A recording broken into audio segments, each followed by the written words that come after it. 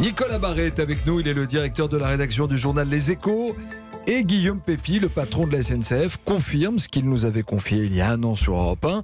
Après 10 ans à la tête du groupe public, il va passer la main, et ce, à un moment clé de l'histoire de la compagnie des chemins de fer. Oui, alors Emmanuel Macron, parce qu'in fine c'est lui qui décide, n'a pas franchement droit à l'erreur. Vous savez, la SNCF ça compte 220 000 employés, encore 130 000 d'ailleurs au statut. La première qualité que demandent les politiques à un patron de la SNCF, c'est de savoir gérer ce grand corps social sans le mettre en ébullition, évidemment. Mais je dirais que l'autre grand défi du successeur de Guillaume Pépi, ce sera de faire de la SNCF une entreprise comme les autres. La SNCF vient de fêter ses 80 ans, mais avec la réforme qui vient d'être adoptée, avec ses deux grands volets, la fin du statut pour les nouveaux embauchés et l'ouverture à la concurrence, eh bien, la SNCF bascule dans un autre monde. Mais est-ce que la SNCF est prête à devenir, ce que vous dites justement, une entreprise comme les autres ?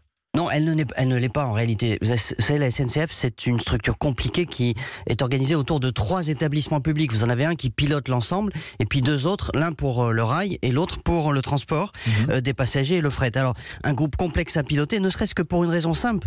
Vous avez d'un côté un monopole, c'est-à-dire l'entité qui gère les rails, et puis de l'autre côté, la société de transport qui, elle, s'ouvre à la concurrence et qui va voir arriver des concurrents sur des lignes gérées par la branche en charge du réseau. Mais vous, en tant qu'expert, est-ce que vous pensez que la SNCF, en tant qu'observateur, journaliste, est-ce que la SNCF peut survivre au choc de la concurrence ? Est-ce qu'elle est prête à ça, Nicolas Barré ? Écoutez, c'est l'énorme défi du prochain patron. Il y en a d'autres, bien sûr, la ponctualité, la sécurité, la qualité de service, mais la concurrence, c'est vraiment un choc terrible. Sur le terrain, non, tout le monde n'y est pas prêt mentalement. La concurrence signifie que la SNCF, mathématiquement, va perdre des parts de marché puisqu'elle part de 100%.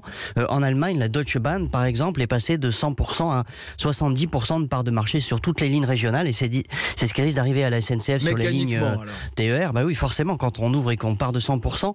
Alors, le prochain patron va devoir gérer ce choc, pour l'instant, qui est un peu théorique, puisque les appels d'offres pour l'ouverture des lignes à la concurrence commencent à peine, notamment sur Marseille et Nice. Le défi de ce prochain patron de la SNCF, ça va être de passer de la théorie à la pratique.